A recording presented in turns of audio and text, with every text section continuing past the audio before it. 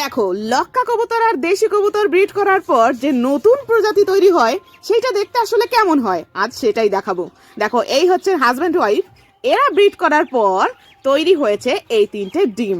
এরপর আমাদের মাদার বেগমের দেখভালে এই তিনটে ডিম থেকে যথারীতি দুটো বাচ্চা হয়, আর একটা ডিম ঠিক মতো ফোটেইনি। এই দেখো কি সুন্দর কিউট দুটো বেবি হয়েছে। কয়েকদিন বাদে এতটা বড় হলো, তার কয়েকদিন বাদে অনেকটা বড় হয়ে গেছে। কিরকম লেজ হবে জানি না। আর এরপর পায়ে রিং পরিয়ে দেওয়ার পর দেখো ছোট্ট ছোট্ট করে হাঁটছে, কি কিউট দেখতে হয়েছে। দেখো, আসলে কি এদের পুরো লক্কার মতো ফেদার আসবে নাকি প্লেন দেশির মতো হবে? কিছুক্ষণ অপেক্ষা করে যাও, দেখতে পাবে। এই দেখো, এরা অনেকটাই বড় হয়ে গেছে। পেছনের ফেদার গুলো অল্প অল্প বড় হচ্ছে, কিন্তু এখনো পর্যন্ত পূর্ণ ফেদার আসেনি।